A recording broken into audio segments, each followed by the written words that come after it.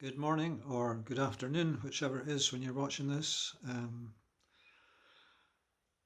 I'm sitting in my front room looking out at the sunshine and thinking I should be out there. And probably a few of you are thinking the same thing because we've been having such good weather during this lockdown. I don't know where you are or what you're doing at the moment.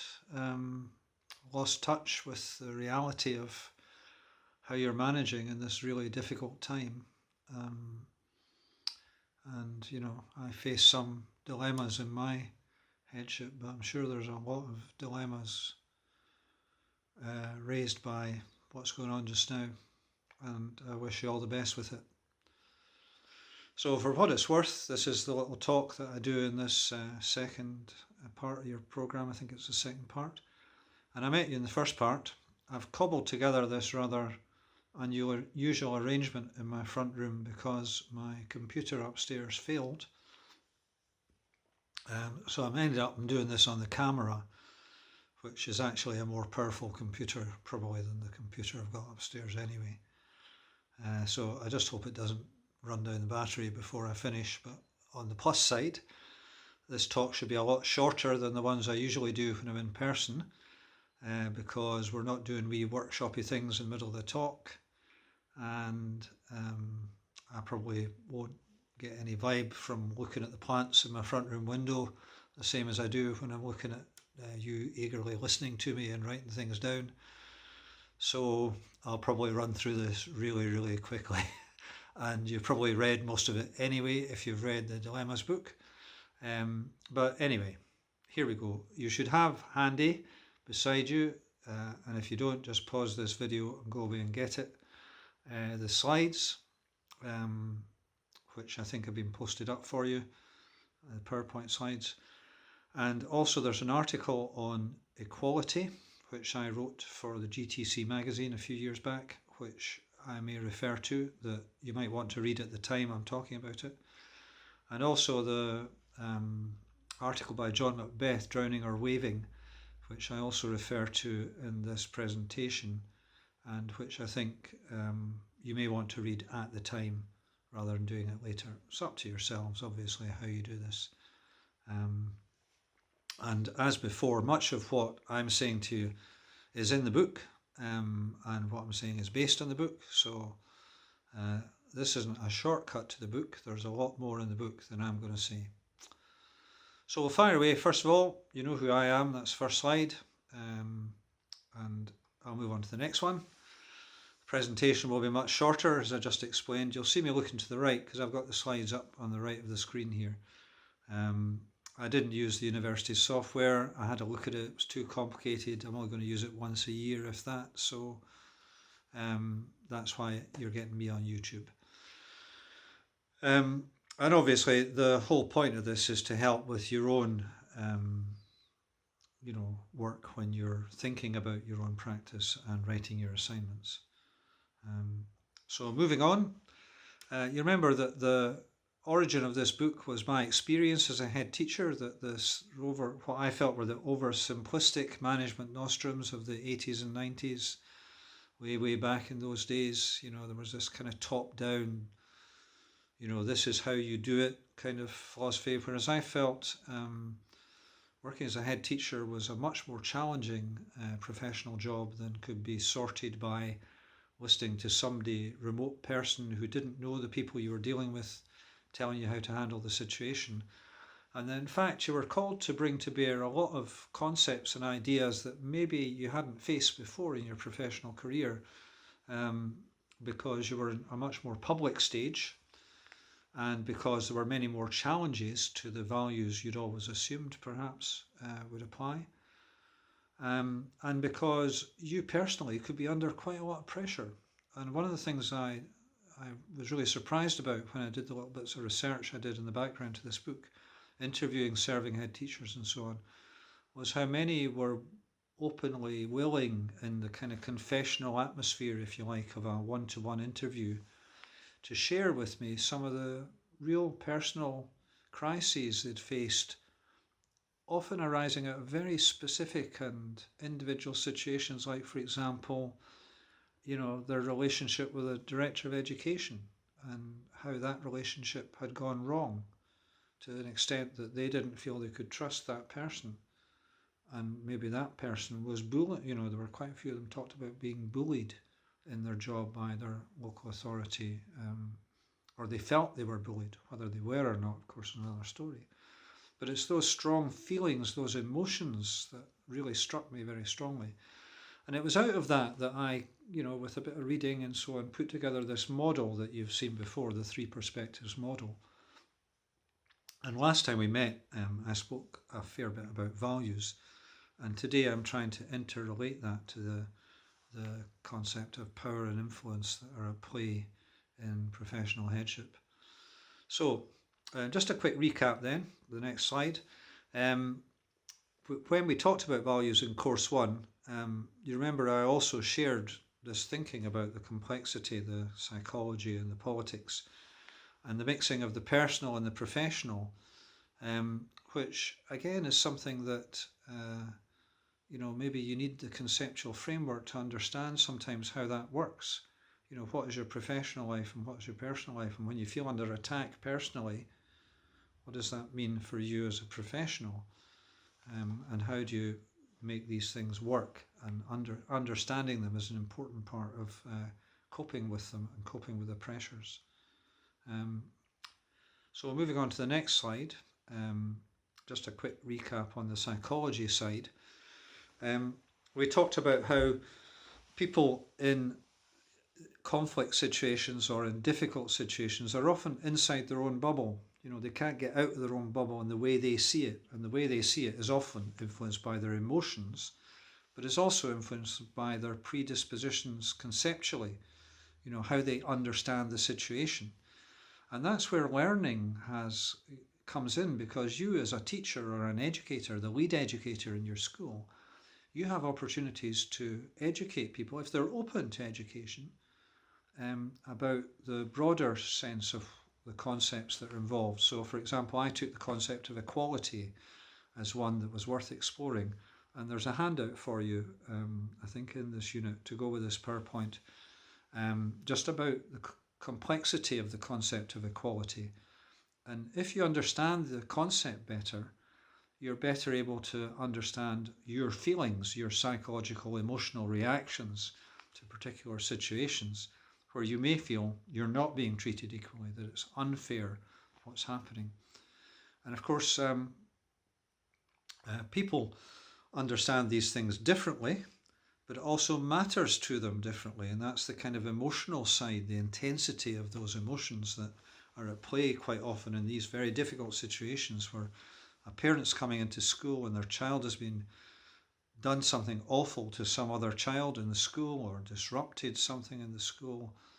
The parent wants to defend their child, they want to support their child, they want the best for their child, they want their child to be better behaved, they want their child to be doing better at school, all that churn of emotions that are inside them when they come in. And they, as they often see it, they're in the position of sitting on the chair, sitting on the stool, the punishment stool.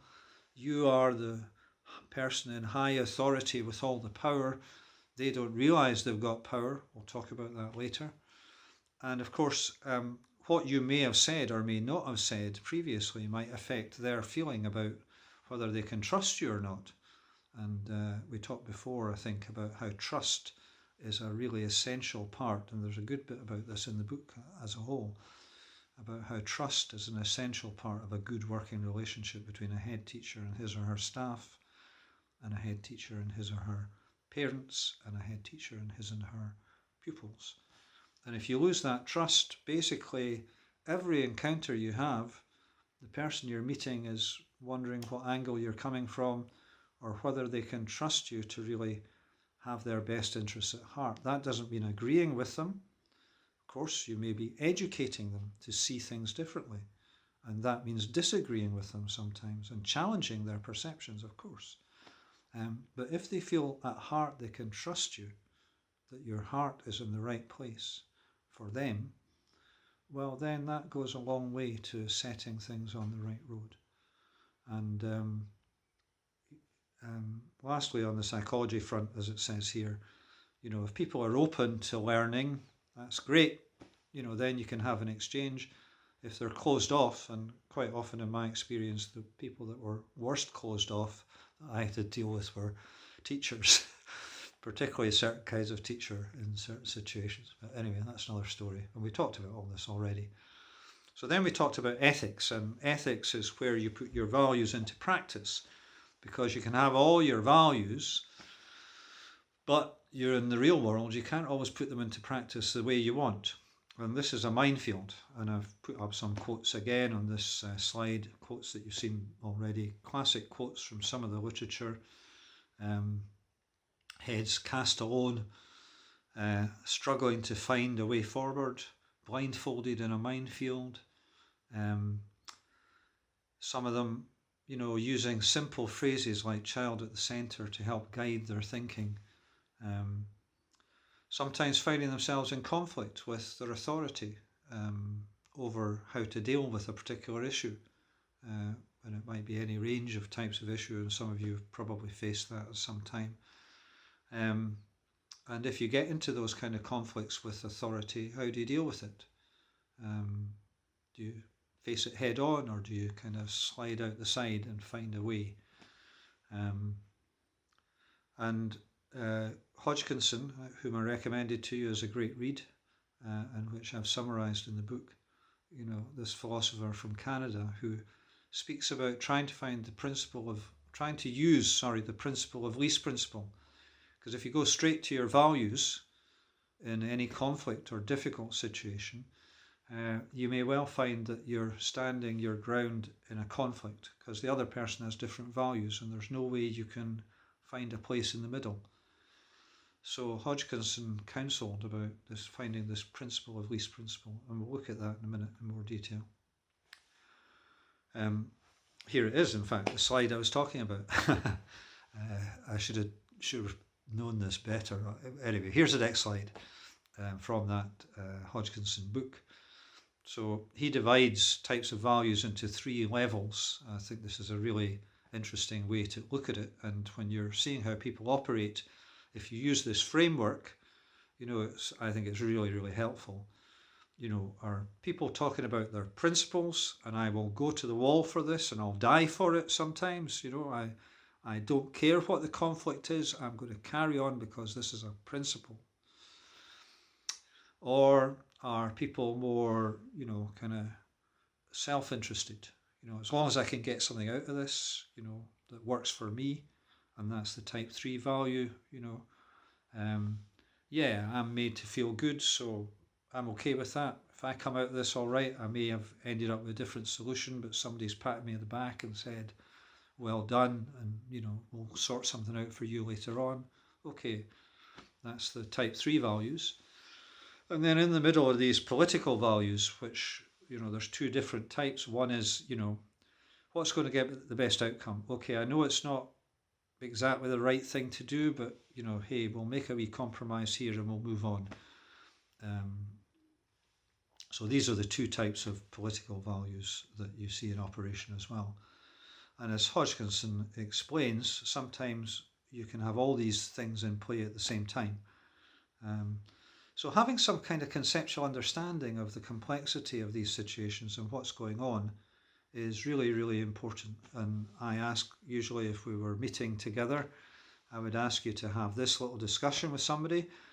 When you're working remotely, you probably have, I don't know, I haven't asked Rosemary or Zoe this, but they've probably set up, you've probably got your own wee partnership groups, wee triads or something, you phone each other and chat to each other about these things. I'd like you to do this exercise. Think back in your own career, not necessarily yourself, don't need to, you can look at somebody else and blame them, somebody who made a decision that was a difficult decision and you felt it was the wrong decision, just as a matter of principle. And then ask yourself, who else was in the room? Who else's values were in play when the head teacher made that decision? Who else's values were in play? Were they appeasing the union rep in the school? Were they trying to get rid of a difficult parent? Were they trying to kind of manage a situation where they felt, well, the member of staff was partly wrong here, but so was the kid? and I'm trying to find a way where we can find something in the middle that kind of works for the parent who knows the member of staff was probably in the wrong, and the child who probably knows that as well, and the member of staff who's standing on their, and has to, and that they'll be broken or find it really, really difficult if you find against them, and it may damage your relationship with that member of staff forever.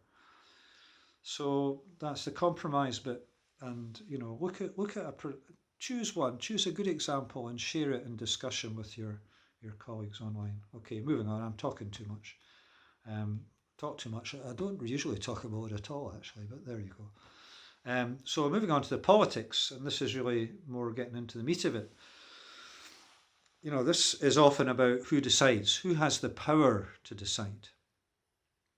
And that's both about responsibility and accountability. Who's responsible and who's accountable? And here we get into lots of complexity because we're dealing with so many different levels of politics. We've got the big P politics of national government, and even within that, the small p politics of maybe the education secretary is pulling against what's happening somewhere else, all those things that happen within a government. And maybe the civil servants feel differently about situation than their ministers, even although they're supposed to follow the minister's advice, they may be slightly modulating it, and then you've got the inspectors coming in from the side. You've got these, that's probably out of date now, the different quasi-government bodies that are set up where professionals and civil servants meet together and inspectors get involved too. And then you've got the teachers themselves. You've got your colleagues, other head teachers, the Head Teachers Association, and of course you've got the parents and pupils in your own school. All of these people have a degree of responsibility in the situation, but the accountability is shared variously. And you as somebody in the middle, because you're often as a head teacher, you're in the middle between these bigger powerful forces and the consumer forces coming up from underneath. So, you often are having to find the solution and decide who is responsible and who is accountable. I mean, in some senses, you could say when a kid from a difficult background who has been abused as a child and is emotionally vulnerable and kicks out, quite often you're looking at that child and you're saying, that's not really that kid's fault. You can't hold them accountable. But at what stage do they become accountable? Is it when they're 12? Is it when they're 14? Is it when they're 16? Is it when they're 18? When they've done something really horrible to another child, do you hold them wholly accountable? Are they entirely responsible? Maybe the situation was set up. Maybe they were provoked.